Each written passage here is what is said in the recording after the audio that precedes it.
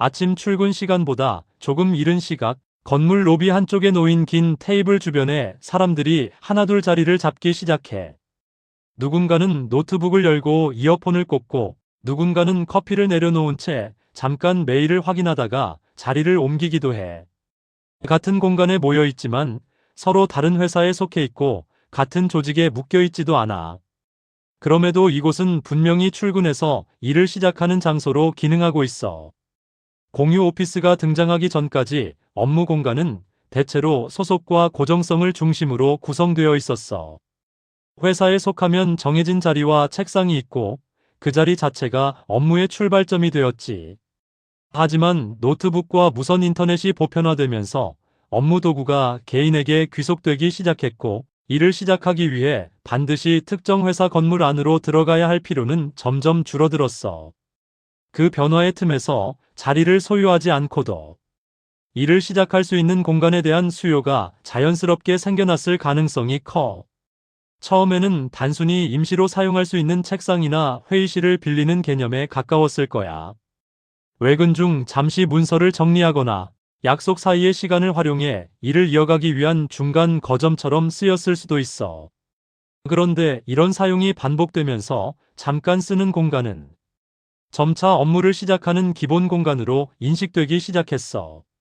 출근이라는 행위가 회사 건물로 이동하는 것이 아니라 일을 시작할 수 있는 환경으로 이동하는 것으로 바뀌는 흐름이 생긴 거지. 공간 관리 방식도 이 변화에 맞춰 달라졌어. 개인 자리 대신 예약 시스템이나 자유 좌석제가 도입되면서 공간은 사람에게 고정되지 않고 시간 단위로 배분되는 자원이 되었어. 같은 책상을 오전에는 다른 사람이 쓰고 오후에는 또 다른 사람이 사용하는 구조는 자리의 소유 개념을 약화시키고 공간을 공유 가능한 인프라처럼 인식하게 만들었을 거야. 이 과정에서 업무 공간은 내 자리가 아니라 접속 가능한 장소에 가까워졌어. 시간의 흐름에 따라 공간을 사용하는 방식도 달라졌어.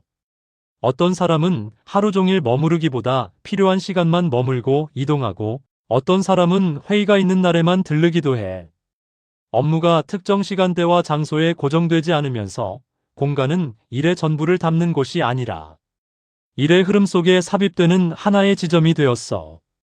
이런 반복은 결국 사무실에 있어야 일한다는 기준을 조금씩 느슨하게 만들었을 가능성이 있어. 이 변화는 물리적 배치에서도 드러나. 벽으로 나뉜 부서 구조 대신 개방된 테이블과 공용 라운지가 중심이 되는 구성은 조직 단위보다는 개인 단위의 이동과 선택을 전제로 해. 옆자리에 누가 앉을지 예측할 수 없는 환경에서는 공간의 역할이 협업을 강제하는 장치가 아니라 우연한 접촉을 허용하는 배경으로 바뀌게 돼. 업무 공간이 관계를 고정하는 틀이 아니라 다양한 연결이 스쳐 지나가는 통로처럼 작동하기 시작한 셈이야. 처음 장면으로 돌아가 보면 로비의 긴 테이블에 앉아 일을 시작하는 사람들은 같은 회사의 동료가 아닐 수도 있어.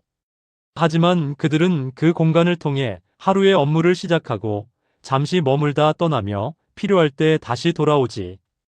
이런 반복 속에서 업무 공간은 더 이상 한 조직의 내부에만 존재하는 장소가 아니라 누구나 접속해 사용할 수 있는 환경으로 이해되기 시작했을지도 몰라.